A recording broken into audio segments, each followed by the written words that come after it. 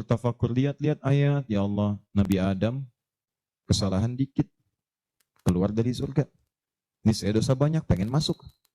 Gimana caranya?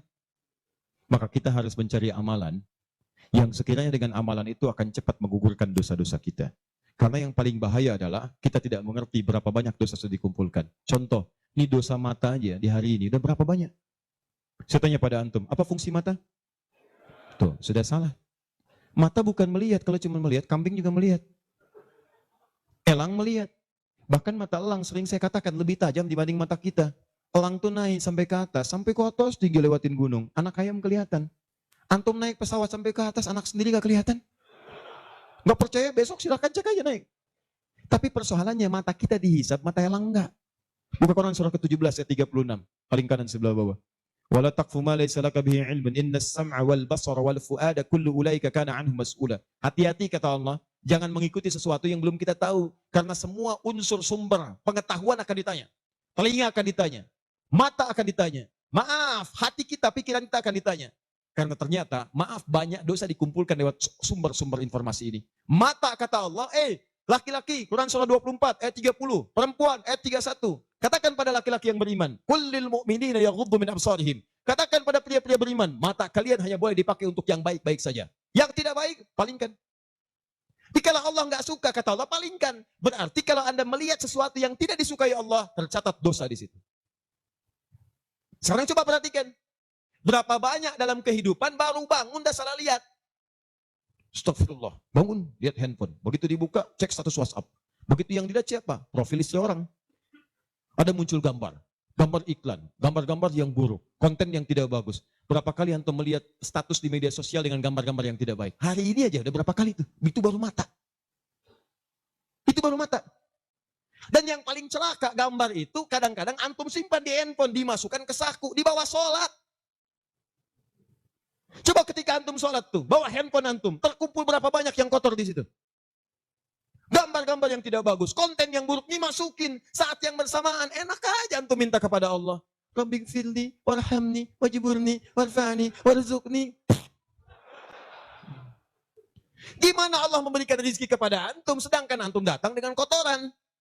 Antum mau menghadap orang penting di dunia, datang ke tempatnya sepatu kotor, baju kotor, nginjak karpet rumahnya, sengaja lagi. Apa antum diberi? Kalla. Belum masuk dan disuruh keluar. Antum datang menghadap kepada Allah dengan kotoran melekat di dalam diri, bahkan dimasukin ke sakunya, minta, ya Allah, sayangi saya.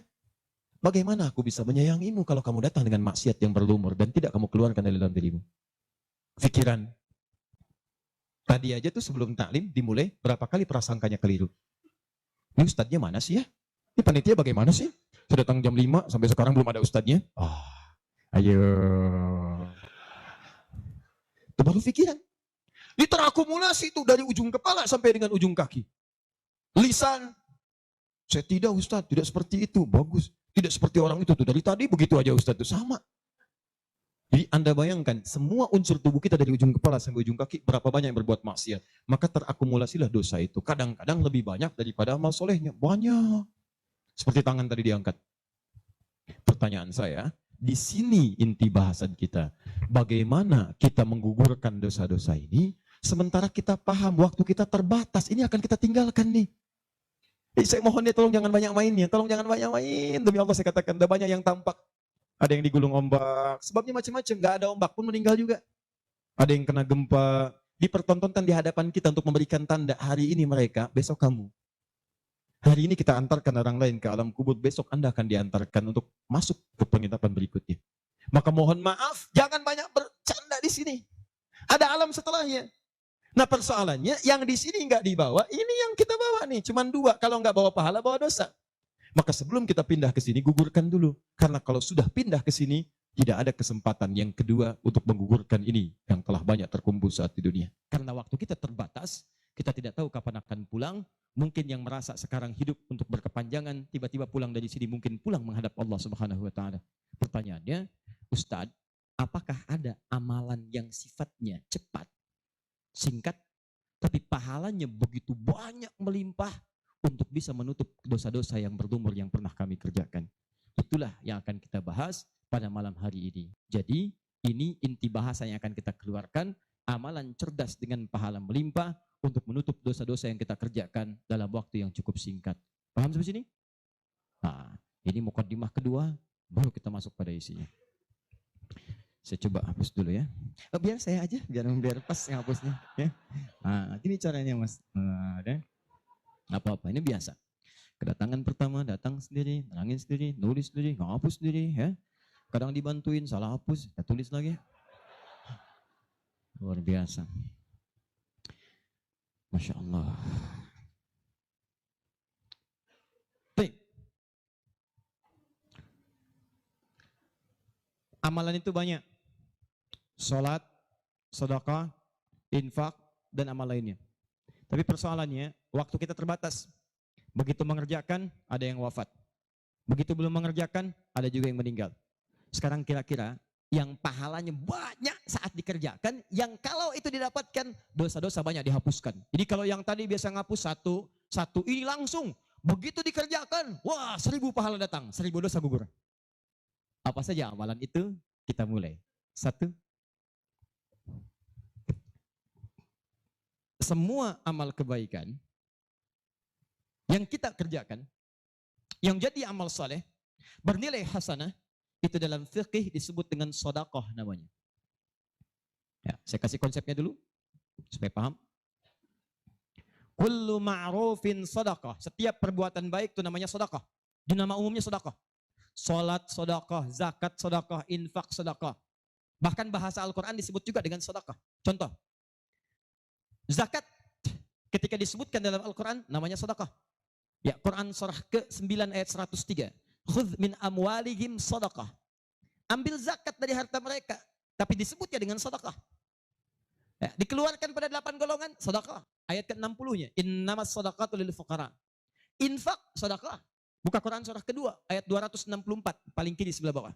Ya ayyuhalladzina amanu la tubtilu shadaqatikum bil manni wal adha.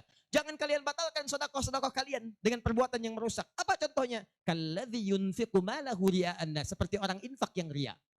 Jadi infak disebut dengan sedekah. Di semua perbuatan baik kita, salat kah, haji kah, umrah kah, puasa kah, semua namanya sedekah dalam fikih. Nah, sedekah ini kemudian oleh Nabi dibagi kepada 2 bagian. Ya.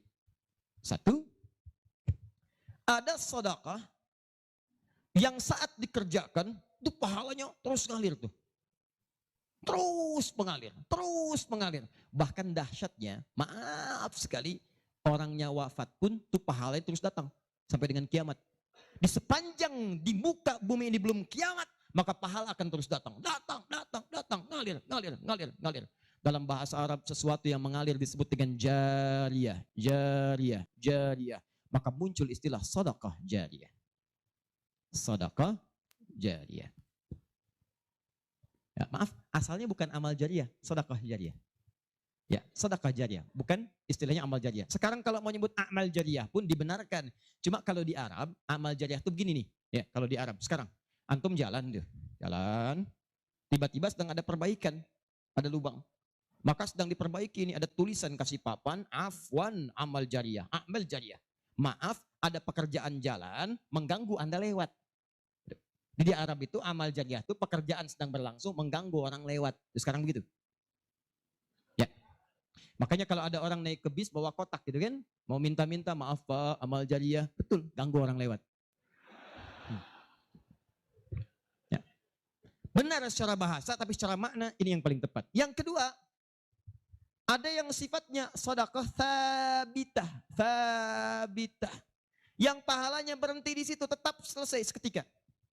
Thabitah. Jadi begitu Anda kerjakan dapat pahala sampai situ aja. Begitu selesai pekerjaan, selesai pahalanya. Thabitah, tetap selesai di situ. Maka kalau kita ingin cerdas, kata para ulama, semua dosa-dosa kita ingin dihapuskan, ditutup, dihapus, hapus. Maka Anda mesti keluarkan apa saja jenis-jenis sedekah jariyah itu. Supaya ketika selesai kita kerjakan, pahalanya tetap mengalir untuk menutup dosa-dosa kita. Maka kita akan fokus kepada amalan-amalan yang ini, yang saat dikerjakan, pahalanya terus mengalir. Tapi jangan lupa, hati-hati, yang ini pun dibagi 2 lagi. Awas, pelan-pelan. Jadi kita sepakati kita ambil yang ini 1 untuk malam ini. Yang kedua, yang ini. Ini pun dibagi dua lagi. Ada amalan sedekah tsabita saat dikerjakan pahalanya datang saat itu. Tapi yang paling menarik, ada nilainya kecil, ada nilainya besar, banyak. Kalau dikerjakan ada yang nilainya cuma 10 aja. Tapi ketika Anda kerjakan yang kedua ini, ada yang 700, ada yang 70.000, ada yang 700.000 sekali dikerjakan. Sekarang kita akan keluarkan amalan apa saja yang saat dikerjakan itu pahalanya melewati batas yang standar ini. Jadi saat dikerjakan bukan 10 poinnya, tapi lebih daripada 10. Amalan apa saja itu pada sedekah tsabita dan amalan apa saja yang jariyah yang kita bisa keluarkan dan menggugurkan dosa-dosa kita. Sepakat sampai sini? Baik. 1. Kita langsung ke poinnya. Untuk yang sedekah tsabita, amalan standar yang tetap. Yang biasa-biasa, contoh, misal, sholat, begitu dikerjakan sekali, dapat 10. Selesai sholatnya, selesai pahalanya. Jelas? Tapi beda ketika antum mengerjakan sholat berjamaah. Ya. Dia tsabita, tapi pahalanya berlipat. Tsabita, tapi pahalanya berlipat. Baik, saya mau tanya pada antum, sholat sendirian 10, sholat berjamaah berapa? 27. Maka kalau Anda ada ajakan berjamaah, sekalipun misalnya di tempat itu tidak ditemukan masjid, sedang di kantor, ada teman misalnya, alih-alih Anda sholat sendirian dan tidak bisa menemukan masjid, kenapa nggak ajak teman Anda untuk berjamaah? Walaupun cuma 2 orang. Beda pahalanya teman-teman sekalian sampai 17. Yang satu 10, yang satu 27. Karena sholat berjamaah itu hadisnya dibagi 2. Ada hadis yang mengajak ke masjid, ada hadis yang masjidnya nggak ada, cuman bisa berjamaah. Sholatul jamaati afdalu bin sholatil fardi bisa bin wa isyrina darajah. Sholat berjamaah lebih utama daripada sendirian. 27 jamaah di sana sifatnya umum. Kalau ada di masjid, usahakan ke masjid. Kalau nggak bisa ke masjid karena alasan syar'i, maka yang penting jamaah. Saya suka bingung nih, ini kan di rumah kamar banyak, tempat luas. Kenapa kok bisa di rumah ada 5 orang? Ini ada istri, ada suami, anaknya 2, asisten rumah tangga 1. Kok bisa ini sholat di kamar yang ini sholat di kamar yang ini sholat di ruangan yang ini. Kenapa di rumah itu nggak kumpul satu tempat berjamaah? Pahalanya 27. Satu kedua, 500 tahun. 2 ketiga, 500 tahun. Jadi kalau antum sedang lupa-lupa tuh, ingat-ingat dosa. Daripada milih sendirian cuma 10, berapa dosanya pada saat itu? Boleh jadi pahala sholat antum 10, tapi dosanya pada hari itu 20. Tuh. Bagaimana cara nutupnya? Maka biasakan naikkan. Naikkan. Jamaah. 1, sholat berjamaah. Karena itu panggilan-panggilan sholat dalam Al-Quran seringkali menggunakan bentuk jamaah. Silahkan cek. Panggilan sholat pertama Al-Baqarah ayat ketiga. Alladzina yu'minuna bil ghaib wa yuqimunas. Yuqimun, tunaikan dengan orang banyak. Bentuk jama'. Mereka tunaikan dengan orang banyak. Kerjakan dengan banyak orang. Makanya kalau bisa berjamaah, kenapa mesti sendirian? Jelas sampai sini? Kalau antum ke masjid, itu lebih banyak lagi. Tadi sudah saya jelaskan, datangnya dapat 25, masuk masjidnya, i'tikafnya, macam-macamnya. Makanya kalau sudah ada panggilan jamaah untuk ke masjid dan antum bisa mengerjakannya, demi Allah saya katakan, jangan tinggalkan. Jangan tinggalkan. 1. 2. Saya sebutkan yang banyak saja supaya agak cepat. 2. Membaca dan menghafalkan Al-Quran. Membaca dan menghafalkan Al-Quran. Amalan kelihatannya sederhana, tapi pahalanya begitu berlimpah. Insya Allah. Tahan sebentar. Tadi kalau sholat sendirian, berapa pahalanya? 10 sholat. Baca Quran, bukan sekali baca, 1 hurufnya 10. 1 huruf. Dalilnya At-Tirmidzi nomor hadis 2910. Perhatikan kalimatnya. Man qara'a harfan min kitabillahi falahu asyru hasanat. Siapa yang bisa membaca 1 huruf saja dari kitabullah, dia mendapatkan padanannya 10 kebaikan. Nanti saya tuliskan rumusnya nih. Lihat baik-baik, ini enggak sembarangan ya, ini enggak sembarangan. Siapa yang baca 1 huruf saja dari Al-Quran, dia akan mendapatkan 10 kebaikan setiap hurufnya. Walam aqul alif lam mim harfun. saya tidak katakan tulisan alif lam mim itu satu huruf, bukan. Alif lam mim dibaca satu huruf, bukan. Walakin alifun harfun, lamun harfun, mimun harfun. Tapi setiap alifnya 10, lam 10, mim 10. Walikuli harfin asyru hasanat. Dan setiap antum bacakan satu hurufnya 10 kebaikan, 10 pahala. Jadi kalau saya bacakan alif lam mim, dapat berapa? Belum tentu. Belum tentu. Lihat sini, saya tunjukkan cara bacanya. Sebagian kita mengira itu kecil, tapi menurut Allah itu luar biasa. Perhatikan baik-baik. Lihat sini. Tahan. 1, 2, 3. Baca. Alif lam mim. Baca lagi, Pak. Bagus. Ada lagi yang bisa dengan tajwidnya yang lebih bagus? Siapa lagi? Boleh, silakan angkat tangan.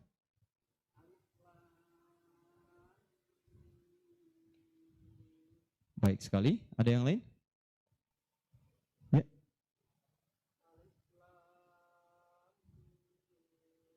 Bagus. Dikit lagi. Ada yang lain? Satu lagi.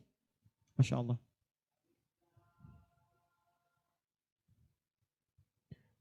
Bagus sekali. Cuman sayang ini bukan alif lam mim, ini alam. Alam nasyrah laka sadrak.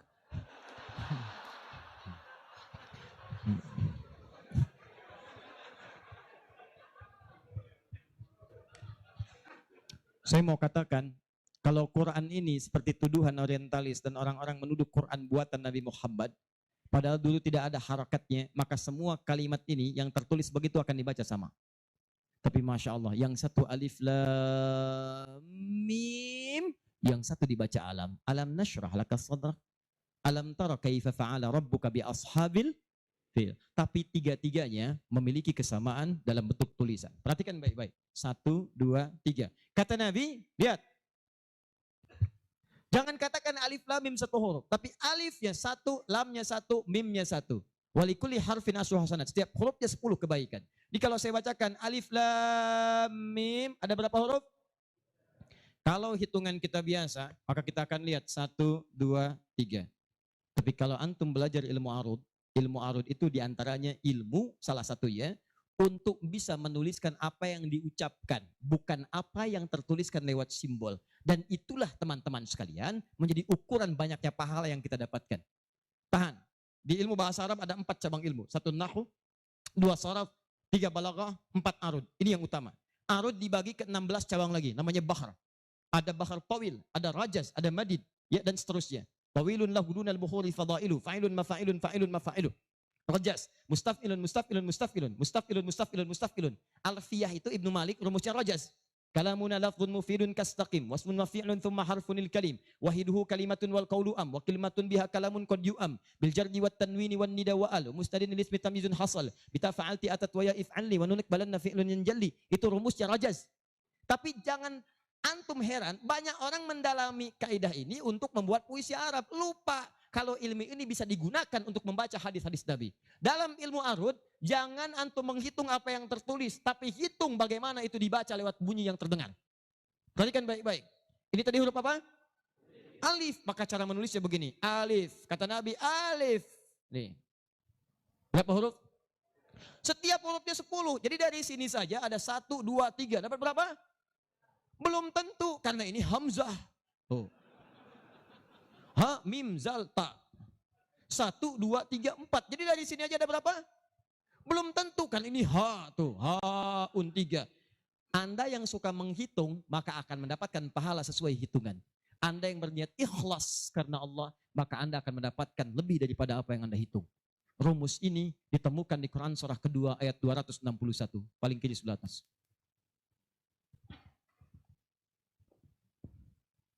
Tahan, tahan. Pelan-pelan.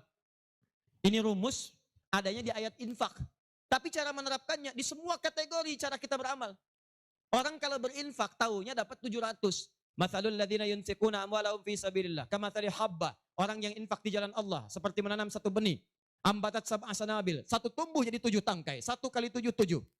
Fi kulli sumbulatin mi'atu habba. Setiap tangkainya ada 100 benih. Ada 100 buah lagi. 7 kali 100, 700. Ayatnya suka dipotong sampai sini. Kalau Anda infak sekian, kalikan 700. Lupa, ayatnya belum selesai. Wallahu yudha'ifu liman yasha. Dan Allah akan melipat gandakan amalan tanpa batas bagi siapa yang tidak pernah berhitung. Jadi kalau Anda baca Qur'annya hitung-hitungan, ini dosa hari ini berapa nih dikerjakannya? Oh 9, Masya Allah 9. Cukup satu huruf aja. Nun. Tutup. 10. Besok dosa berapa? 15. Cukup 2 huruf. Toha. Selesai. Kalau Anda ngitungnya begitu, maka diberikan sesuai hitungan. Tapi kalau Anda tidak pernah berhitung, Allahu Akbar. Anda tidak tahu alif lam mim itu mungkin nilainya 30, mungkin 300, atau bahkan 3 juta, atau lebih daripada itu. Makanya kami sarankan, kalau Anda bisa mendekat kepada Al-Quran, maka tolong agendakan setiap hari. Semua sahabat itu punya agenda, Pak. Antum kenal gak Utsman bin Affan? Oh, iya. Situ tidak sana ngangguk. Coba di Semarang kenal Utsman bin Affan. Luar biasa. Tapi nggak apa-apa, masih bagus. Kemarin saya baru dari Sukabumi, Hubud Dunia. Ada yang kenal Fir'aun. Ini masih untung Utsman. Tuh lihat ya. Utsman itu bukan cuman cerdas dalam urusan bisnis dunia, tapi tijarah akhiratnya itu luar biasa. Utsman paham, saya di dunia boleh kaya, tapi di akhirat bagaimana status saya? Maka beliau siangnya mengumpulkan harta dunia untuk ibadah, malamnya mengumpulkan pundi-pundi akhirat. Demi Allah saya katakan, Utsman itu di antara sahabat yang disebutkan oleh Imam An-Nawawi bersama Abdurrahman bin Auf, bersama Tamim Ad-Dari, yang diikuti kemudian oleh Imam Asy-Syafi'i generasi setelahnya, jauh setelahnya, itu punya amalan kalau malam terbiasa menghatamkan Al-Quran dalam tahajudnya. Khatam Quran. Kaya, sahabat Nabi, menikahi 2 putri Nabi, 1 meninggal dan menikah lagi, disebut Dzun Nurain. Kayanya luar biasa, asetnya setelah 15 abad sampai sekarang masih ada. Yang hebat, siang-siang jadi orang kaya, malam-malam jadi hamba yang sangat taat dan kaya akhirat. Coba bandingkan dengan kita sekarang. Menantu Nabi, bukan. Kaya, enggak sekaya Utsman. Tuh, status dunia belum sempurna. Status akhirat masih belum maksimal. Ya antum sebetulnya maunya apa? Utsman sholat malam, ngikut Nabi, kaki bengkak. Antum pengen ke surga Firdaus malam, mata bengkak. Ya. Ini. Ayo update. Ustadz, tapi kan saya belum lancar. Tambahkan hadisnya, lipatkan nomor hadis 2920. Awas, lihat kalimatnya. Walladzi yatata'ta wa huwa alaihi syaq falahu ajran. Siapa yang memulai menghafal, membaca, siapa yang mulai membaca Al-Quran tidak lancar, terbata-bata bacanya, mengejaknya. Orang baca alif lam mim, dia alif lam mim falahu ajran, maka dia mendapatkan 2 kali lipat dari orang yang lancar. Orang lancar misal 30, dia 60. Terima kasih ya Allah, kalau begitu besok saya nggak lancar aja bacanya. Oh, bisa. Itu tidak lancar yang direncanakan. Yang lancar diikuti oleh malaikat ma'asyafaratil kirabil barara. Yang belum lancar diapresiasi karena perjuangan kesungguhannya, bacaannya dapat nilai, perjuangannya mendapatkan nilai di sisi Allah Subhanahu wa ta'ala. Karena itu saya sarankan, maaf, mulai sekarang antum bikin kurikulum. Nih, 1 tadi, bikin tabel begini. Nih. Saya katakan pada teman-teman juga yang di Bekasi, yang di Jakarta, ya, saya kasih 2 amalan dulu nih. Mulai sekarang, antum bikin begini. Tahan ya teman-teman sekalian, nanti saya sampaikan bagaimana seorang Mu'adz, orang Mesir, baru kecil belum balik sudah menyiapkan amalan ini. Punya program. Nih, harinya nomor 1, 2, 3 dan seterusnya. Ini misalnya harinya apa besok. Amalannya apa? Mulai dengan sholat di sini, jamaah. Ini tadi bacaan Al-Quran. Kalau bisa, saya sarankan setiap hari mulai menghafal, walaupun cuma 1 ayat. Usahakan menghafal. Demi Allah saya katakan, pahala menghafal Quran lebih banyak daripada baca. Paling minimal 4 kali lipat. Karena itu ayat menghafal disebutkan 4 kali dibandingkan ayat baca. Silahkan cek Quran surah ke-54. Ayat 17, ayat 22, ayat 32, ayat 40.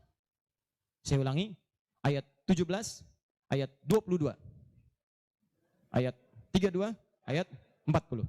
Ada? 17, 22, baik. Kemudian 32 dan 40. Kenapa ketawa? Benar kan? 4 ayat 17, ayat 22, kemudian ayat 32 dan 40. 17, 22, 32, 40. Berapa kali disebutkan? Walaqad yassarnal Qur'ana lidzikri. Sungguh telah kami mudahkan Al-Quran untuk dihafalkan, diingat. 4 kali disebutkan. Ya, maka ada yang menyebutkan menghafal Quran itu keutamaannya 4 kali dibandingkan dengan sekadar membaca. Baca.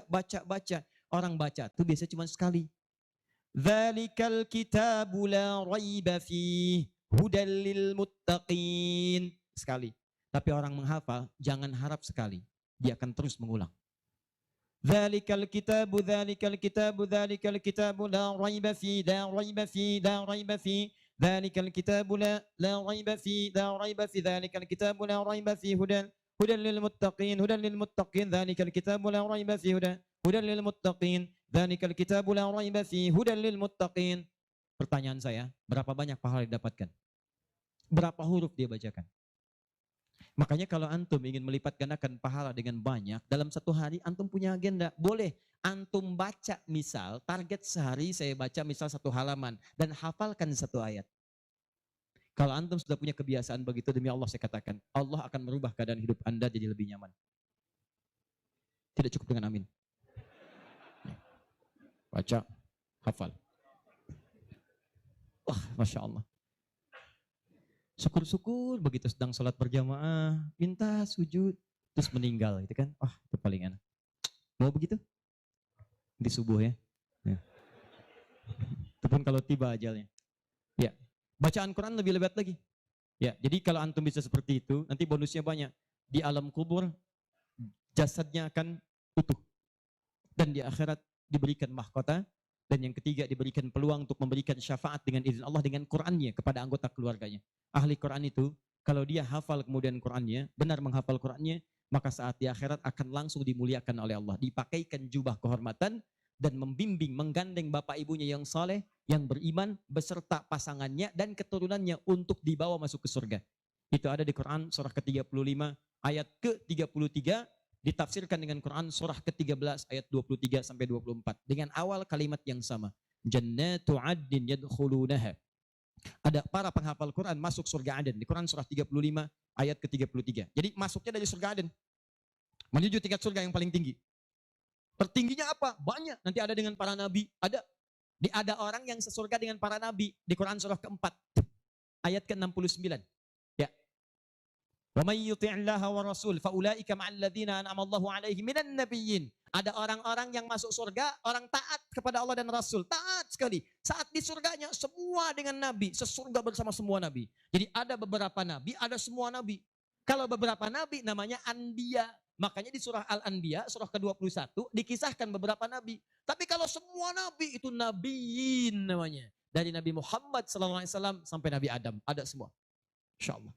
Muhammad SAW bin Abdullah, bin Abdul Muttalib, bin Hashim, bin Abdul Manaf, bin Qusay, bin Murrah, bin Kilab, bin Ka'ab, bin Ghalib, bin Fihir, bin Malik, bin Nadar, bin Kinana, bin Khuzaimah, bin Mudrika, bin Ilyas, bin Nizar, bin Mudar, bin Ma'ad, bin Adnan, bin Adi, bin Adri, bin Muqawwam, bin Nahur, bin Tari, bin Ya'rub, bin Yasub, bin Nabit, bin Ismail AS, bin Ibrahim AS, bin Azara, bin Nahur, bin Abir, bin Kinan, bin Al-Fakhshad, bin Sam, bin Nuh AS, bin Mikhlain, Matusyara, bin Kinan, bin Anbas, bin Tith, bin Adam AS. Kumpul semua. Jauh Nabi Ibrahim ke kanannya dari Sayyidah Sarah, muncul kemudian Ishak, dari Ishak Yakub, dari Yakub turun Yusuf, dari Yusuf terus sampai dengan ke Musa, ke Daud, ke Sulaiman dan seterusnya, muncul sampai ke Nabi Isa. Nabi Isa bapaknya Imran, Imran menikah dengan Hannah, samping kirinya kemudian ada Zakaria. Terus itu semua nabi antum bisa lihat. Masya Allah. Akhi, antum di mana? Surga A. Dengan siapa? Depan saya, Masya Allah, ganteng-ganteng Nabi Yusuf. Dulu teman kita lihat sinetron ganteng-ganteng serigala. Ini Nabi. Oh, kita lihat Nabi Yusuf. Belakang saya Nabi Ibrahim. Depan kiri saya Nabi yang punya tongkat jadi ular. Nabi Musa alaihissalam. Kanan saya Nabi yang sangat saya rindukan. Nabi Muhammad SAW. Penghafal Quran. Dia akan masuk, diberikan mahkota. Tafsirnya di At-Tirmidzi nomor hadis 2915. Begitu dia kemudian akan naik, maka Qurannya berkata, Allahumma halli, ya Allah, tolong hiasi dulu tubuhnya. Bedakan dengan yang bukan ahli Quran. Bedakan. Yuhallawna fiha min asawir. Demikian ayat Qurannya. Maka kemudian dia dihiasi dulu. Ada gelang-gelang emas, ada macam-macam. Semua tubuhnya indah. Maka Allah firmankan. Apa kata Allah? Begitu dikatakan, Allahumma halli. Maka kata Allah, pakaikan mahkota kehormatan. Begitu dipakaikan, ya Allah, Berikan pula pada fasilitatornya, kedua orang tuanya. Sepanjang mereka beriman, maka dipakaikan di atasnya mahkota yang lebih terang daripada sinar masuk mentari yang ke rumah. Ya Allahumma ya Allah, Allahumma halli, ya Allah tambahkan kepada penghafal, bedakan dengan fasilitator. Fayulbasu ilaihi libasul karamah, maka dipakaikan jubah kehormatan. Begitu dipakai jubah itu, kemudian difirmankan, waqra waqar fa inna akhira qiraatika akhiru manzilatika. Sekarang kamu masuk ke dalam surga dengan bacaan Quran yang biasa kamu bacakan saat di dunia. Akhir tempat tinggalmu, disitulah ditunjukkan pada akhir bacaan Quranmu. Di begitu dia baca Quran, setiap dia baca masuk surga, naik ke tingkat yang paling tinggi. Dan dahsyatnya saat dia akan masuk surga itu, dia akan menggandeng bapak ibunya, istrinya, keturunannya. Buka Quran surah ke-13 ayat 23 sampai 24. Kalimatnya sama awalnya, jannatu addin yadkhulunaha. Ada orang-orang masuk surga Aden, ketika akan masuk, wa man salaha min abaihim, dia gandeng bapak ibunya yang saleh. Wa azwajihim, pasangan-pasangannya, wa dzurriyyatihim, dan keturunan-keturunannya. Allahu akbar. Di dunia ahli Quran itu kemuliaan Qurannya akan merembet pada sekitarannya. Silahkan cek kalau nggak percaya. Anda punya anak hafal Quran 5 tahun, bapak ibunya akan ikutan mulia. Musa yang hafal Quran, bapak ibunya dihajikan. Ahmad Kabil yang hafal Quran, ibunya, perawatnya, gurunya, teman-temannya ikut haji semuanya.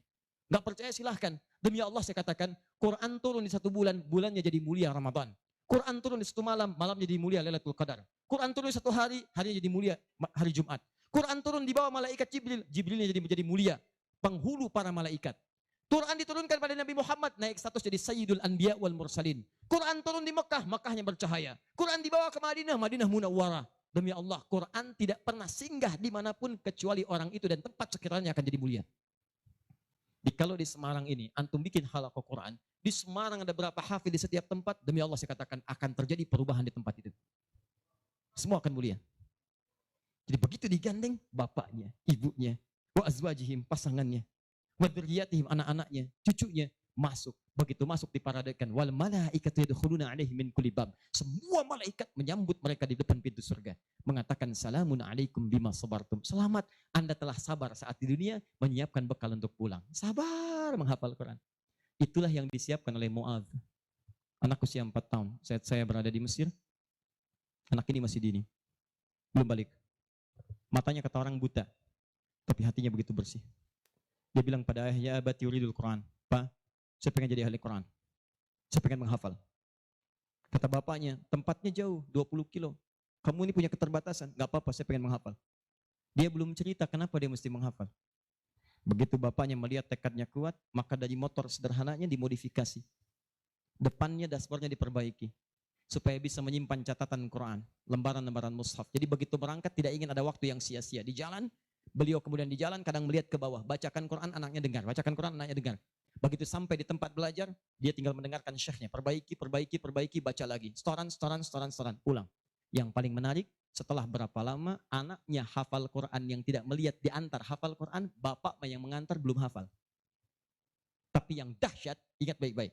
Berlaku hadis Nabi di sini.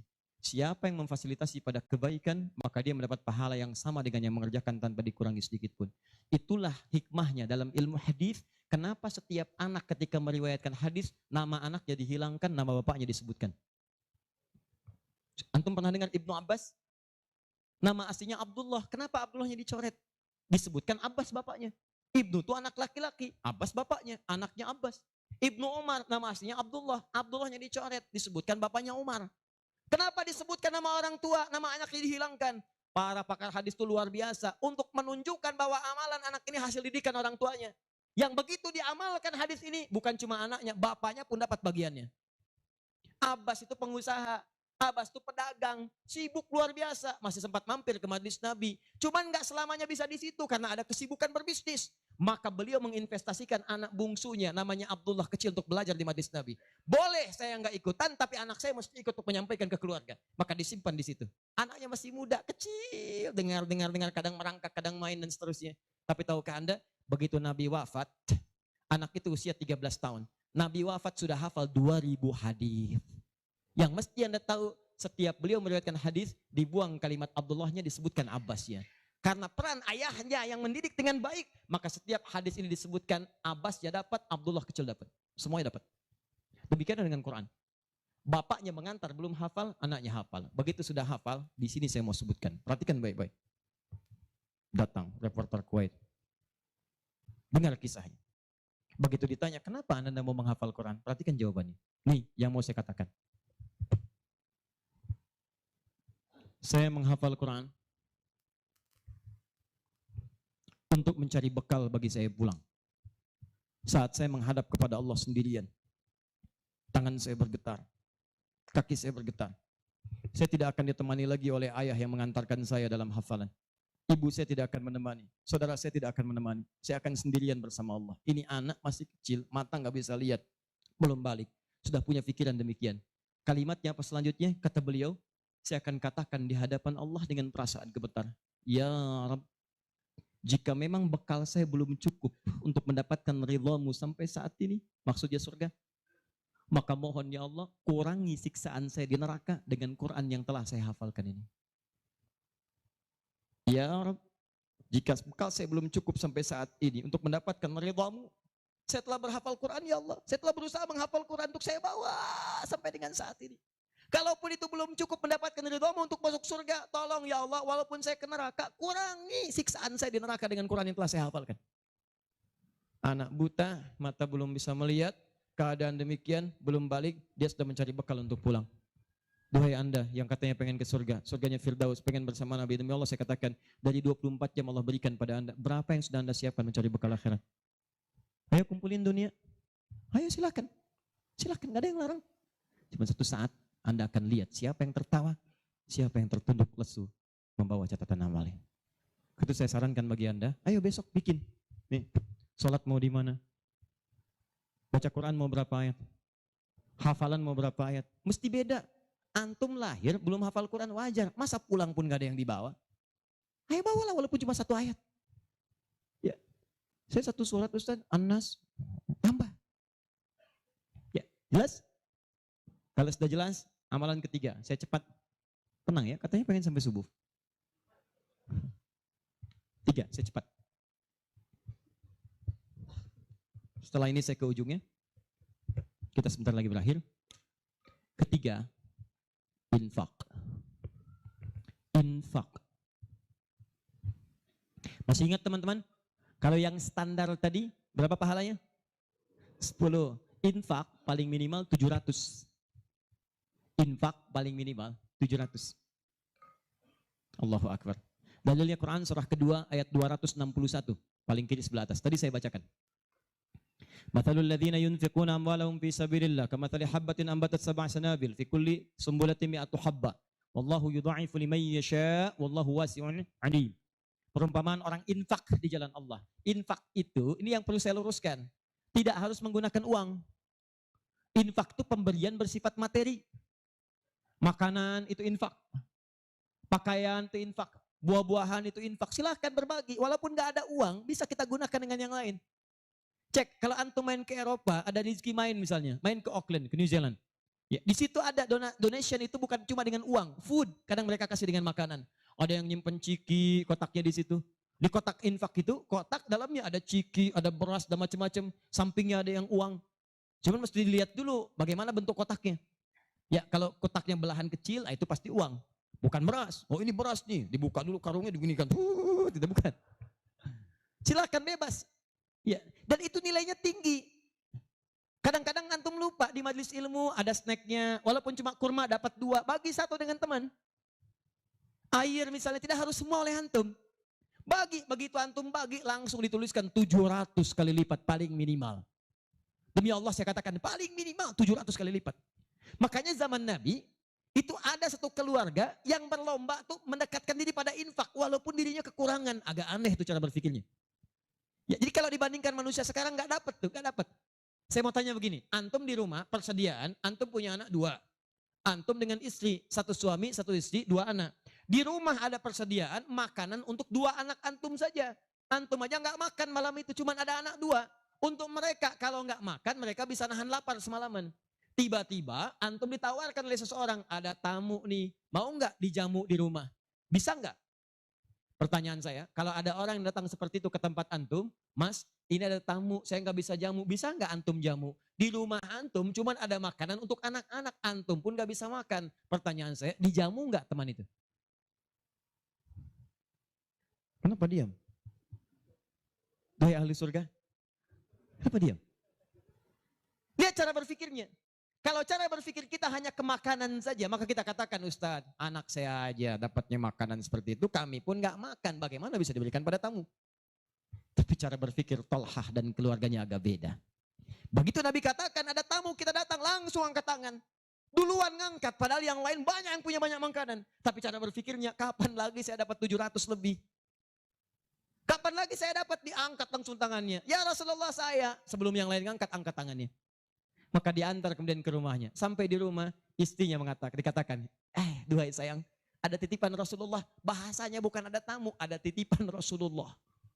Allahu Akbar. Ada titipan Rasulullah. Maka istrinya langsung membaca, saya paham. Saya bertugas menidurkan anak-anak dulu, tidurkan. Yang suaminya menyiapkan makanan.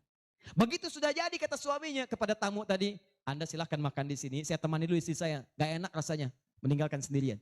Begitu temannya makan, dia berpura-pura makan di bilik yang lain. Membunyikan bunyi-bunyi seakan-akan makan. Begitu sudah kenyang, tanpa mukaddimah yang lain langsung pamit. Terima kasih sudah menjamu saya, semoga Allah berikan pahala. Pamit malam itu juga. Begitu selesai pamit, subuh-subuhnya datang menghadap pada Rasulullah pagi-pagi. Apa yang terjadi? Turun ayat Quran surah 59 ayat 9 sampai 10 itu. Walladzina tabawwa'ud dar sampai ke kalimat wa yu'thiruna ala anfusihim walau kana bihim khasasah. Tuh cara berpikirnya. Jadi kalau antum melihat peluang seperti ini enak teman-teman sekalian, banyak sekali. Tidak harus uang, pakaian, makanan macam-macam. Jadi kalau antum beli buah tuh, antum beli 5. Di rumah ada 3 orang. Berarti antum mesti sadar Allah titipkan yang 2 lagi untuk peluang infak antum. Bukan untuk antum habiskan semua. Kok bisa orangnya cuma 3, beli mangga 5. Siapa yang menggerakkan antum untuk beli 5 mangga?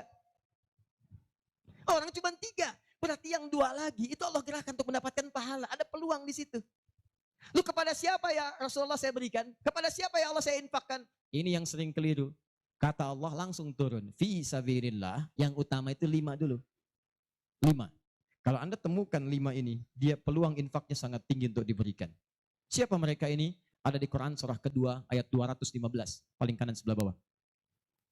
Yas'alunaka madza yunfikun. Mereka bertanya pada Muhammad SAW.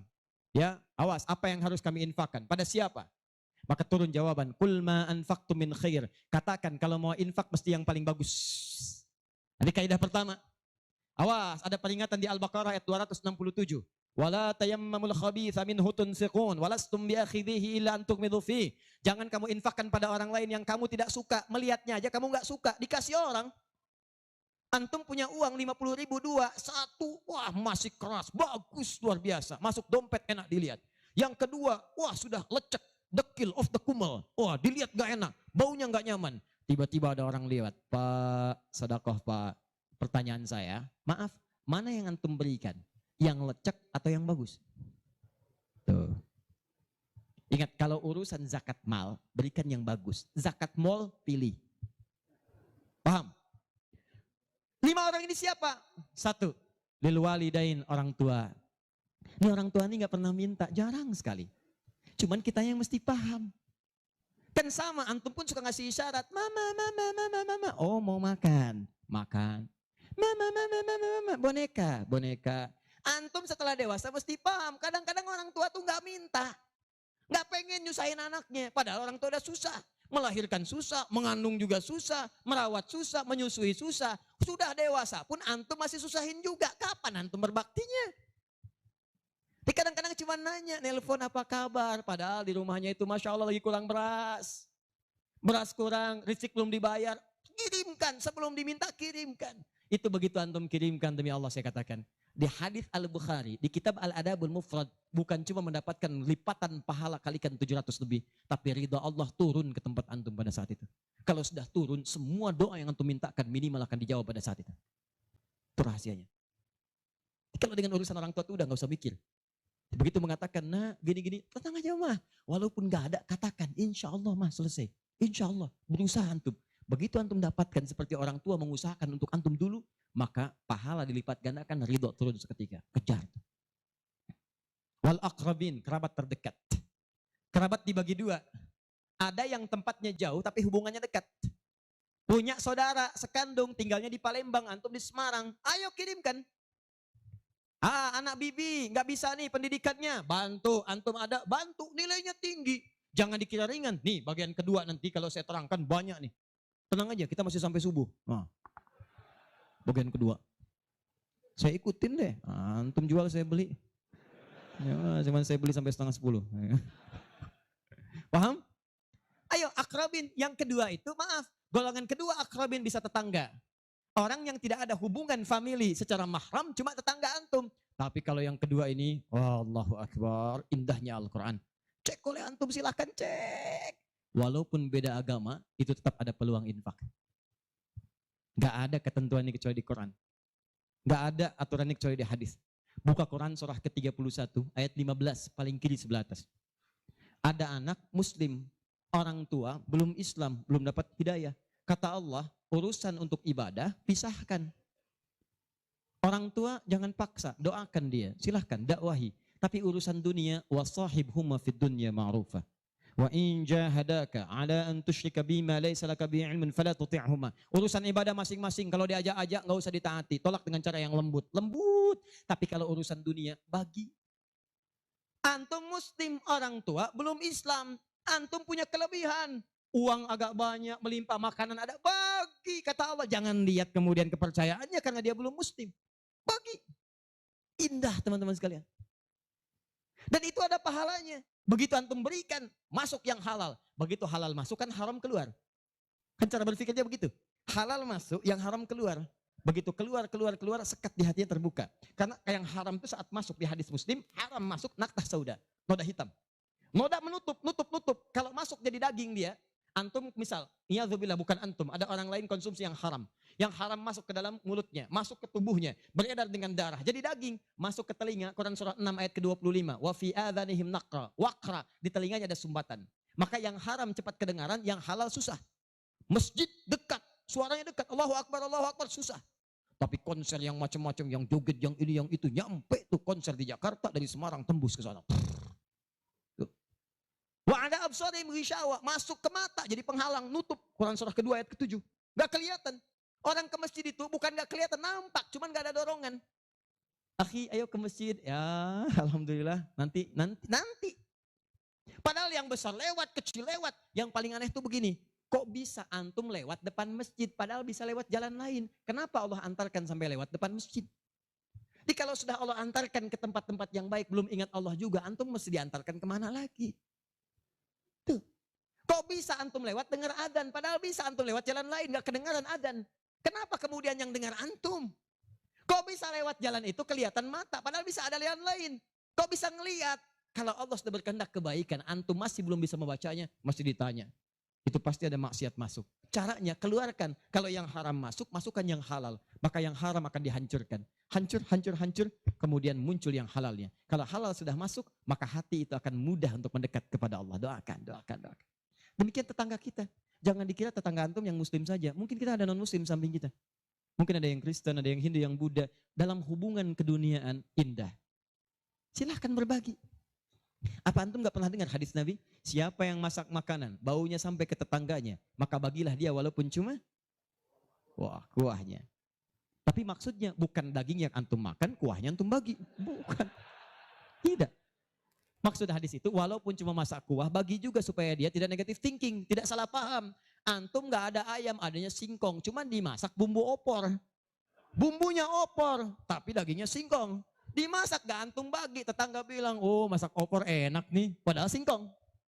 Dibagi walaupun cuma kuahnya. Tapi pertanyaan saya, apakah hadis itu mengatakan kalau tetangga Anda muslim saja? Tidak. Never. Walaupun dia non muslim, masak. Bagikan sebelum dia menghirup baunya, ketuk pintunya. Begitu diketuk dia keluar. Ada apa Pak? Ini ada makanan, walaupun sedikit mudah-mudahan bisa bermanfaat. Bapak baik sekali, terima kasih. Bukan baik, Allah yang memerintahkan saya untuk berbagi. Dan saat itulah kalimat Allah mengalir di hati yang paling bening, menghunjam ke jiwanya.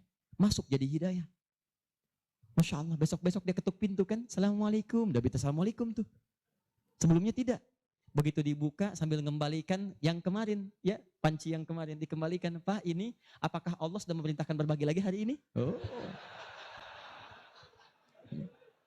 Lumayan. Nggak ada aturan kalau bukan non muslim jangan bagi. Nggak ada, indah dalam Islam itu. Jadi walaupun Anda kasih ke yang non muslim, pahala dituliskan. Jadi jangan pilih-pilih kalau urusan dunia. Anda masak, ini samping Islam, sampingnya lagi Kristen, sampingnya lagi kemudian muslim, non muslim. Bagi yang muslimnya, yang non muslim tidak. Begitu dia ngelihat kelewatan dipanggil Anda. Pak, kayaknya enak makanannya ya. Memang enak Bu, cuman sayang ibu kafir. Oh, kok begitu? Nggak ada. Jadi bagi teman-teman, silahkan. Dan pahalanya ada, indah. Cuman di kita tuh, coba lihat aturan-aturan, antum bang aja deh, kita fikirnya kumpulin lagi. Bab tumbuhan, sekarang kan lagi musim rambutan ya. Rambutan. Tuh, antum di pekarangan ada rambutan, tumbuh. Pohon rambutan, pekarangan antum. Cuman sayang buahnya ke tetangga antum. Terus ke sini. Maka dalam kaidah fikih disebutkan hakun mushtarak. Ini hak bersama antara antum dengan tetangga. Kenapa? Karena antum keluar rumah kelihatan cuman pohonnya. Dia keluar rumah kelihatan buahnya. Dan yang paling menarik, dia udah lihat buah, daunnya jatuh ke bawah. Dan kadang buah jatuh ke sini, membuat dia kesulitan.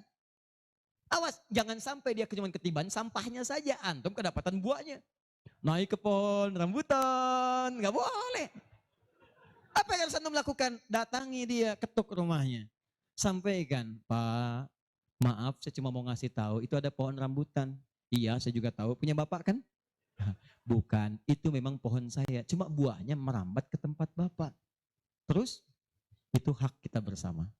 Bapak nggak usah minta, begitu inginkan, ambil aja, silahkan dapatkan. Aturan dari mana itu? Ini Rasul saya yang mengajari, Nabi Muhammad SAW. Bapak keluar, lihat buahnya. Saya keluar cuma lihat pohonnya. Kalau Bapak pengen, ambil aja. Wah, hebatnya Islam. Terima kasih Pak. Insya Allah. Udah insya Allah tuh. Nanti saya ambil. Udah, pergi tuh. Ambilin. Dan kita senang lihat ya. Begitu diambil, pahala. Setiap satu buah, 700 pahala. Setiap satu buah, 700. Masya Allah. Luar biasa. Dan dia kan gak paham fikih. Belum masuk Islam. Besoknya ayam antum main ke tempat dia, ayam. Dia kira hukum ayam sama dengan rambutan. Oh. Nabinya umat Islam baik banget. Kemarin ngirim rambutan, sekarang ayam. Pokoknya. Mungkin ayam itu akan menggendong antum ke surga. Ya? Infak tuh. Nah pertanyaan saya, antum punya agenda berapa untuk infak tuh? Coba lihat, kadang-kadang kan ada anak yatim samping. Gak usah terpikir banyak uang, pakaian, buka ya, buka tuh pakaian antum, masuk ke kamar, buka. Begitu dibuka, berapa banyak koleksi pakaian antum? Coba cuma pesen ya, cuma pesen satu aja. Mohon maaf ya, maaf sekali, jangan sampai ada pakaian, walaupun sehelai itu, yang belum pernah dipakai ibadah. Usahakan setiap yang kita gunakan jadi saksi di akhirat bahwa dia pernah dipakai ibadah, karena semua akan bicara. Tuh lihat kaos, bagian dalam, celana, bagian luar, cek lagi semua. Dan kalau sudah itu antum pakai, ada yang lain gak kepake, bukan gak kepake. Boleh jadi itu dititipkan oleh Allah kepada antum untuk menjadi pahala antum dengan itu. Sebab mudah bagi Allah menitipkan pada yang lain. Kenapa dipilih antum supaya dapat bagian pahalanya? Jelas? Terakhir, amalan keempat, bagian pertama. Salah sendiri pengen sampai subuh. 4, terakhir, bagian pertama. Majlis ilmu. Majlis ilmu. Masih ingat satu apa? Salat berjamaah masjid. 2, interaksi dengan Al-Quran. 3, infak. 4, majlis ilmu. Teman-teman, majlis ilmu itu keutamaannya banyak. Saya beri gambaran ya, maaf sekali. 1, majlis ilmu itu kalau antum benar memilih majlis ilmunya, maka status yang diberikan oleh Allah pertama kali, begitu antum berangkat dari rumah, sampai dengan ke majlisnya, statusnya akan naik dari manusia biasa menjadi mujahid fi sabilillah. Itu langsung sama dengan orang yang berjuang ke medan perang. Ada majlis ilmu nih, antum datangi, begitu antum datang, itu sama dengan orang berjuang ke medan perang. Statusnya jihad. Kalau meninggal antum di pertengahan, walaupun belum sampai ke situ, maka statusnya langsung syahid, pahala syahid. Pahalanya syahid. Majlis ilmu. 1, berpeluang mendapatkan pahala senilai jihad. 2, kalau wafat bisa syahid. Dalilnya Quran surah ke-9 ayat 122. Paling kiri sebelah bawah di mushaf. Wa ma kana al-mu'minuna liyanfiru kaffah. Kenapa mesti semua orang beriman pergi ke medan perang semua? Saya akan turunkan satu amalan kata Allah yang kalau kamu amalkan ini maka statusnya akan sama dengan orang yang berjuang di medan perang. Sama persis. Apa itu? Falaula nafara min kulli firqatin minhum ta'ifa liyatafaqahu fid din. Kenapa tidak ada sementara orang di antara mereka mau datang ke majelis ilmu untuk mempelajari tuntunan agamanya? Waliyunziru qaumahum idza raja'u ilaihim la'allahum yahdharun. Dan dia mencatat pelajaran-pelajaran itu dan dia bawa pulang, dia sampaikan pada keluarga yang tidak belajar. Perhatikan baik-baik. Ayat ini mengatakan, kata Imam Mustafa Al-Maraghi, ayat ini mengatakan bahwa menuntut ilmu itu nilainya sama dengan jihad fisabilillah. Artinya kalau wafat penuntut ilmu maka statusnya syahid. Kalau syahid maka dosa berpeluang digugurkan, amalan naik. Itu seketika pahala bisa datang dan surga. Pernah dengar seorang yang pernah membunuh 100 orang? Begitu dia mau tobat, di mana dia diarahkan? Kata ulama pada saat itu, pergi kamu ke majlis sana. Ke majlis ilmu. Disuruh ke majlis ilmu. Begitu dia berangkat di pertengahan jalannya, berangkat, meninggal di tengah jalan. Meninggal. Statusnya dalam keadaan di tengah jalan ke majlis ilmu, dia bertobat kepada Allah, diterima tobatnya. Saat berangkat itu meninggal di tengah-tengah. Ada pahalanya. Apa yang terjadi? Surga. Surga. Diampuni dosa, naik ke surga. Di sini turun kemuliaan yang ketiga. Disebutkan di hadis Nabi, riwayat Ibnu Majah, nomor hadis 233. Ibnu Majah, nomor hadis 233. Rawinya sahabat Abu Darda. Man salaka tariqan yaltamisu fihi ilma, sahalallahu lahu tariqan ilal jannah.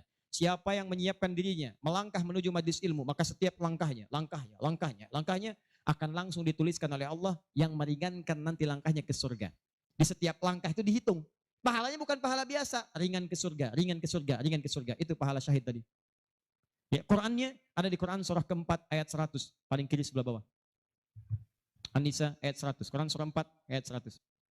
Di ujung ayat, wa may yakhruj min baitihi muhajiran ila Allahi war rasuli thumma yudrikul maut faqad waqa'a ajruhu 'ala Allah. Siapa yang berniat merubah dirinya, ingin lebih dekat dengan Allah dan Rasulnya, kemudian dia merubah diri. Bagaimana cara merubahnya? Ulama sepakat. Pertama, datang ke majelis ilmu.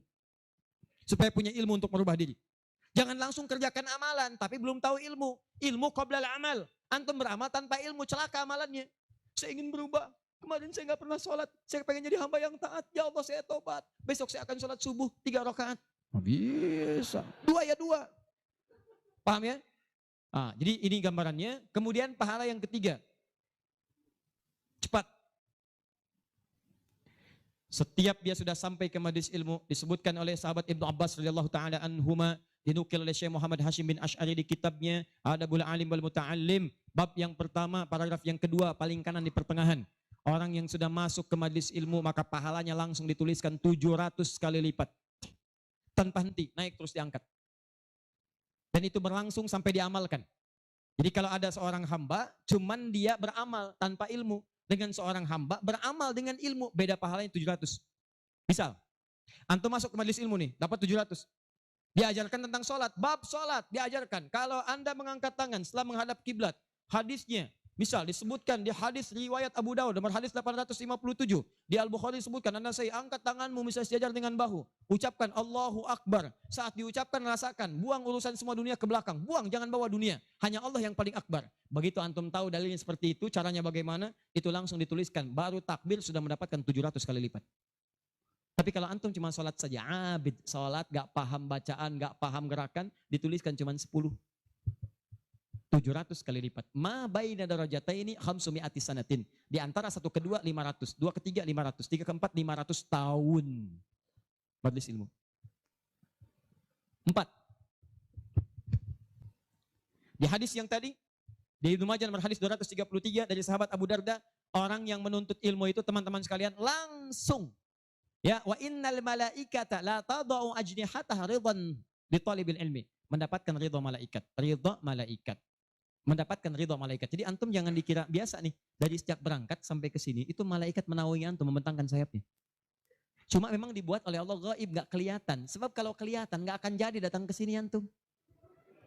Baru keluar rumah malaikat udah begini. Siapa? Malaikat maut. Paham ya? Baik. Nah, dari semuanya ini puncaknya teman-teman sekalian, puncaknya derajat antum akan diangkat oleh Allah. Diangkat. 2. Satu, karena ilmunya. Kedua, karena imannya. Dalilnya Quran surah ke-58 ayat 11. Yarfa'illahu alladhina amanu minkum walladhina utul ilma darajat. Jadi saran saya dengar ini ada 46 majlis taklim berkumpul di sini. Ini anugerah. Tidak mudah mendapatkan itu. Tidak mudah.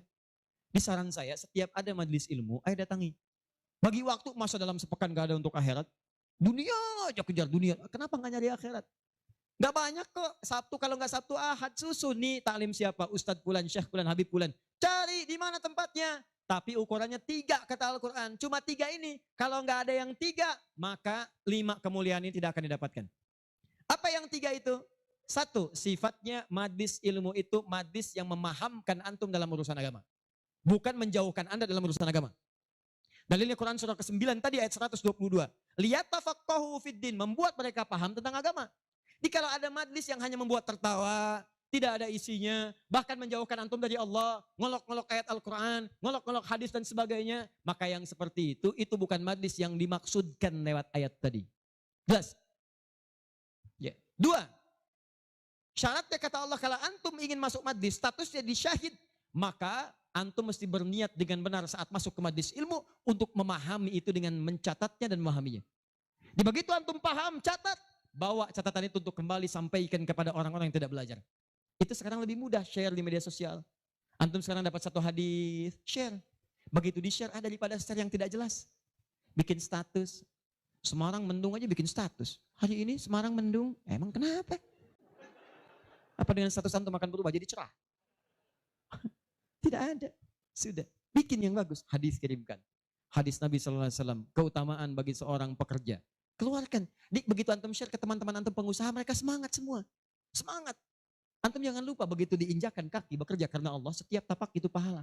Kirimkan ayatnya. Kawan-kawan, Quran surah ke-4 ayat 34. Berita gembira untuk kita. Niatkan yuk karena Allah. Begitu di-share, mereka lihat 10 orang meniatkan karena Allah. Antum dapat bagian pahalanya tanpa dikurangi sedikit. Kirim. Jelas? Nah, ini kalau gitu antum kurunkan majlis ilmu mana di sekitaran Semarang, siapa ustadznya, siapa syekhnya yang bisa mengangkat iman, bukan cuma datang, bisa mengangkat ilmu. Ya, lihat. Ini saya sedikit detilkan nih. Maaf ya, sedikit aja. Saya sedikit detilkan. Mengangkat ilmu dan iman itu bersamaan disebutkan. Yarfa'illahu alladhina amanu minkum walladhina utul ilma darajat. Jadi kalau ada majlis imannya mengangkat tapi ilmunya tidak, maka ini pun belum seimbang. Atau ilmunya luas tapi iman gak terangkat. Ini jadi masalah. Apa ciri orang terangkat imannya? Maka dia gemar menunaikan amal soleh. Maka jika anda menemukan majlis-majlis mendorong anda mengerjakan amal soleh, ikuti majlis itu. Dan saya katakan pada anda, kalau materi saya tidak membuat anda dekat dengan Allah, membuat anda terbuang untuk beramal soleh, tinggalkan saya. Cari ustadz yang lebih baik. Saya bukan ustadz seperti yang disyarat oleh Al-Quran. Cari majlis lain. Tapi cari ustadz-ustadz yang membuat anda dekat dengan Allah. Cari. Kedua, ilmu anda meningkat. Ilmu meningkat itu apa cirinya? 2 cirinya. 1, dengan ilmu itu memudahkan anda ibadah. Misal, sholat. Belajar sampai paham bacaan dan gerakan sholat. Supaya mudah ibadahnya, khusyuknya dapat. Ini kan ada sindiran di Quran, kata Allah. Banyak orang sholat gak paham bacaan dan gerakan sholat. Ayo jujur, katakan pada diri sendiri. Sampai sekarang malam ini, berapa persen bacaan sholat yang antum pahami? Jangan-jangan anda sholat tapi gak ngerti yang dibaca. Bagaimana bisa khusyuk? Ruku gak ngerti, sujud gak paham, bagaimana bisa khusyuk salatnya? Antum minta rezeki, isa aja 4 kali, warzukni, minta rezeki. Habis salat minta lagi. Ya Allah mohon berikan aku rezeki. Yang tadi apa saat salat? Warzukni. Ya bagaimana kita bisa mengerti apa yang diucapkan kalau kita tidak belajar? Makanya cari. Nah mengerti itu bahasanya paham, fikih. Makanya ada kitab salat namanya fikih salat, fikih umrah, fikih haji, belajar sampai paham. Tuh lihat berapa banyak sekarang yang umrah, tapi nggak paham yang dikerjakan. Putar. Sekarang kadang suka sedih gitu. Apalagi banyak yang ria. Ria itu kan menggugurkan amalan. Begitu disampaikan, habis amal. Ini ada yang jual kebun, jual tanah, nyampe sana nggak ada nilainya. Sekarang orang aja tawaf sampai live. Subhanallah, alhamdulillah. Kelihatan di sana, kelihatan. Pindah kiri, la ilaha illallah akbar. Tuh, kenapa nggak dipahami? Dan tawaf itu indah. Kalau antum benar tawafnya, dijanjikan oleh Allah doa apapun seketika dikabulkan. Itu rahasianya di Quran surah 19 ayat ke-47 sampai dengan 49. Ada rahasianya. Makanya kenapa dari Hajar Aswad ke Maqam Ibrahim? Itu doa intinya. Subhanallah, alhamdulillah, wala ilaha illallah, Allahu akbar. Dari makam Ibrahim sampai rukun Yamani bebas mau pakai bahasa apapun. Nanti dari rukun Yamani pakai dengan Hajar Aswad, kenapa menggunakan Rabbana atina fid dunya hasanah? Itu ada maknanya. Bebas antum. Mau pakai bahasa Indonesia juga silakan. Mau pakai bahasa Jepang, bahasa Sunda, bahasa Jawa, bebas silahkan. Minta. Kadang kasihan, minta enggak, yang dibaca enggak paham dan sebagainya. Ada tuh dulu waktu saya tugas di Saudi 2010. Ini hebat walaupun tidak harus ditiru begitu caranya, tapi dia benar. Dia minta dengan bahasanya. Di multazam dia mau, ya Allah, hamba mohon ya Allah, hamba datang ke sini minta, enggak banyak, cuman minta berikan jodoh. Hamba belum menikah ya Allah, mohon karuniakan jodoh terbaik. Depan Ka'bah di multazam, tiba-tiba datang perempuan tinggi, putih, hidungnya mancung, langsung ditunjuk kasih contoh. Kayak gini ya Allah. Saya beneran tuh, nggak bercanda. Tapi apa yang terjadi? Karena dia minta yang dibutuhkan, dia paham apa yang dibacakan, dikabulkan oleh Allah. Pulang nikah, walaupun bukan dengan yang tadi. Menikah. Ada lagi yang lain gelantungan di multazam, langsung mengatakan, ya Allah, hamba datang ini banyak hutang. Engkau pasti tahu hamba ya Allah. Engkau mengerti hamba, kesini pun nambang hutang. Kalau tidak percaya, ini catatannya ya Allah. Benar. Pulang lunas gitu kan. Nah, dia ngerti yang dibaca. Kadang-kadang kita kerjakan sesuatu yang kita pahami, makanya yuk ngaji lagi, ngaji sampai paham. Enak kalau sudah begitu. Begitu Anda memahami sesuatu, nah ilmu naik. Kalau orang paham, itu ciri yang pertama, dibawa ke ibadah mudah. Yang kedua, perluaskan wawasan. Karena dalam fikih itu ada hal-hal tertentu yang menjadi kemudahan. Bukan harus itu saja yang dikerjakan. Babnya dalam fikih. Fikihnya nanti dalam kajian madhab. Madhab itu ada muqarin, turunannya ada pilihan. Pilihan-pilihan itu membuat kita lebih mudah. Ada yang tanpa pilihan, satu dalil, satu contoh. Itu artinya semua dipandang bisa. Contoh, angkat tangannya, begitu ngangkat tangan langsung letakkan yang telapak kanan di punggung yang kiri. Angkat Abu Daud misalnya. Begitu Anda angkat, fawadha yadahul yumna alal yusra, letakkan yang kanan telapaknya di punggung yang kiri. Antara mengangkat dengan meletakkan pakai fa, harfu atfin rabitin baina syai'aini bila hudud. Paham?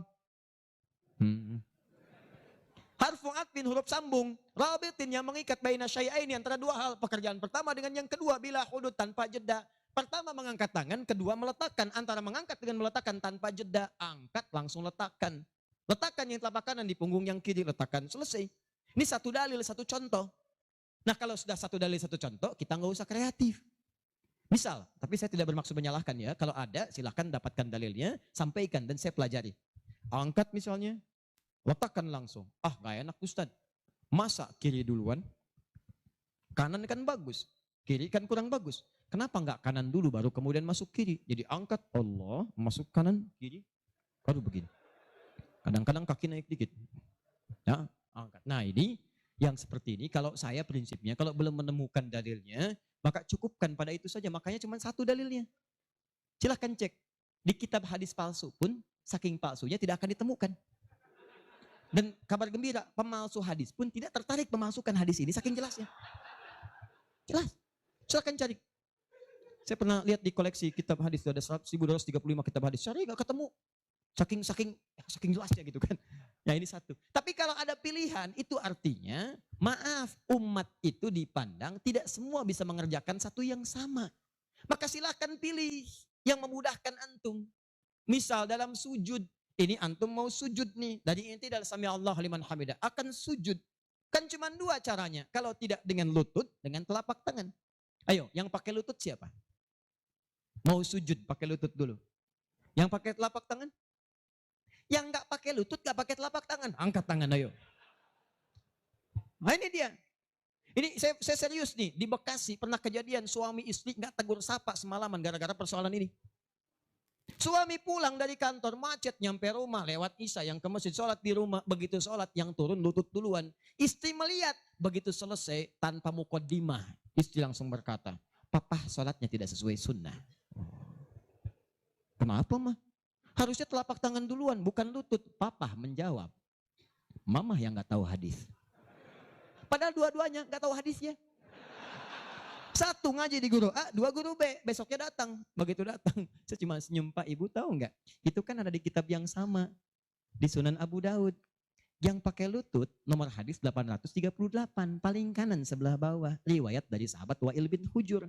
Yang pakai telapak tangan, sebelah kiri paling atas, nomor hadis 840 sampai 841. Riwayat sahabat Abu Hurairah. Oh, Gak pakai oh. Baca. Begitu dibaca, idza sajadta fala tasjud kama yabrukul ibil falyadha rukbatai qabla yadai. Jika kamu ingin sujud jangan duduk seperti duduknya unta. Kalimatnya ibil, ya unta masih umum. Maka letakkan lututmu sebelum telapak tanganmu. Maka yang kedua Abu Hurairah hadisnya berbunyi kurang lebih bima makna idza sajadta fala tasjud kama yabrukul ba'ir, unta tunggangan yang sudah ada beban. Falyadha yadaika qabla rukbatai. Maka letakkan telapak tanganmu sebelum lututmu. Bu, Pak, ini Wa'il lebih duluan masuk Islam dibandingkan dengan Abu Hurairah. Saat itu awal-awal Nabi masih kuat, kelihatan ikut perang Badar, perang Uhud, macam-macam. Begitu Nabi sujud, lutut duluan. Begitu nanti Abu Hurairah masuk Islam, itu 3 tahun sebelum Nabi wafat, 7 Hijriah. 3 tahun sebelum wafat, usianya kurang lebih 60 tahun. Beliau sudah punya persoalan. Saya mau tanya pada Bapak Ibu, kalau ada orang sudah sepuh, persoalan pertama dia apanya? Lututnya. Makanya diriwayatkan kadang beliau kemudian menggunakan tongkat, kadang bersandar kepada tiang-tiang. Karena lutut mulai bermasalah, maka yang dahulukan telapak tangannya. Sebetulnya ini kemudahan Pak, Bu. Maksudnya bukan masalah tua atau muda. Antum pun jangan salah simpulkan. Jadi kalau ada teman antum masih muda misalnya, tiba-tiba turun telapak tangan duluan. Tua. Bukan. Bukan begitu cara memahaminya. Ya, bukan. Maksudnya apa? Ini kemudahan. Karena yang punya masalah di lutut bukan cuma orang tua. Antum atlet, ada masalah. Antum jalan, lutut keseleo. Gak bisa. Gunakan telapak tangan. Antum pengen dengan lutut, gunakan boleh. Telapak tangan sah, lutut boleh. Yang salah itu yang kepala duluan. Belum apa-apa udah rame. Yang kunut, ini hadisnya. Yang tidak kunut, ini hadisnya. Tinggal pilih aja. Kunut tuh karena begini, ini riwayatnya begini. Yang tidak kunut begini pilihannya. Yang milih kunut siapa? Oh, Imam Syafi'i, Imam Malik. Yang tidak milih kunut siapa? Imam Abu Hanifah. Yang tengah-tengah ngambil nazilah siapa? Imam Ahmad bin Hanbal. Antum tinggal ngikuti aja. Pilih mau yang mana. Yang salah yang tidak sholat subuh. Itu. Yang bismillah jahar, ada dalilnya. Dipilih oleh Imam Syafi'i. Yang sir silent, ada. Dipilih oleh Imam Ahmad. Yang tidak pakai bismillah, ada. Dipilih Abu Hanifah. Termasuk Imam Malik. Yang rakaat pertamanya jahar, selanjutnya tidak ada. Dipilih oleh Abu Hurairah. Tercantum dalam Al-Bukhari. 70 hadis, 4 kali cara. Ada. Semua Nabi mengerjakan. Nabi mengerjakan semua. Antum tinggal pilih. Karena nggak bisa mengerjakan semua-muanya. Nggak bisa Ustadz. Saya orang Semarang. Sunnah banget, bukan cuma sunnah. Besok subuh saya imamin 4 cara bismillahnya. Oh. Lebih soleh daripada Nabi. Bismillahirrahmanirrahim. Bismillahirrahmanirrahim. Tidak dibaca sama sekali. Oh, iya. Itulah yang disebut dengan pilihan. Ma dhahaba ilaihi. Ma sesuatu dhahaba ilaihi yang condong untuk dipilih karena memudahkan. Disingkat jadi madhab. Madhab. Dari madhaba ilaihi. Ada singkatan. Di Arab ada singkatan. La hawla wa la quwwata illa billah hawqala. Bahkan ayat Al-Quran itu ada ungkapan singkatannya. Bismillahirrahmanirrahim. Basmalah. Alhamdulillahi rabbil alamin. Alhamdulillah. Sudah 9:30. Saya kira teman-teman karena waktunya terus beranjak. Saya cukupkan mungkin kita sama-sama tutup dengan mengucapkan hamdalah. Hamdalah. Tidak. Alhamdulillahirabbil alamin. Enggak, itu contoh tadi, bukan belum selesai kita. Contoh. Masih sampai subuh, tenang. Nah, contoh. Hamdalah alhamdulillahirabbil alamin. Jelas? Inilah diantara amalan yang bisa menguat. Kalau sudah begitu ilmunya luas, wawasan luas, tidak akan ada pertikaian dan sebagainya. Yang ada dalilnya, itu yang kita pedomani. Yang tidak ada, kita pelajari. Kata Nabi, kamu tidak diutus untuk memaksa orang. Ingatkan, kalau mau ingat, alhamdulillah. Kalau tidak, jangan jadi musuh. Jangan sampai perbedaan antum menghambat antum untuk minum teh bersama. Begitu Ferguson. Akhir. Sepakat ya? Sepakat. Sudah bukan zamannya ribut sana sini. Sudah silahkan aja ya. Sepanjang ada dalilnya itu kita kerjakan. Yang penting ngaji dengan baik. Terakhir, saya tutup betulan ini. Ya, betulan. Terakhir, kita nggak ngerjain amalnya, tapi dapat transferan pahalanya. Kita tidak mengerjakan amalnya, tapi pahalanya dapat. Apa di antara amalan itu? Nah, ini yang kedua yang mau saya sampaikan. Ada 3 peluang amalan. Saya sampaikan dengan cepat. 1, share pengetahuan. Sharing, bagi. Itu yang diisyaratkan Quran surah ke-9 ayat 122. Dengan Quran surah ke-58 ayat ke-11. Luaskan. Ya ayyuhalladzina amanu idza qila lakum tafassahu fil masajid. Ya fil majalis, fafsahu yafsahillahu lakum. Hei orang-orang beriman, jika dikatakan padamu luaskan majlis, luaskan. Maksud di situ luaskan ada dua. Satu, luaskan tempat. Jadi kalau ada orang berdesak-desakan, antum masih ada space, jangan ditutup-tutup, buka, luaskan. Yang kedua maksudnya luaskan itu diperluas infonya. Sampaikan, sampaikan. Mungkin antum nggak bisa datang, tapi ketika antum sampaikan infonya, Allah dari informasi antum ada 10 orang datang. Antum dapat pahala dari 10 orang itu tanpa dikurangi sedikit pun. Bagaimana Ustadz kalau kita nge-share aja tapi nggak usah datang, semua nge-share gitu kan, dikosongnya. Tidak, itu prinsip pertama. Luaskan kebaikan. Dua,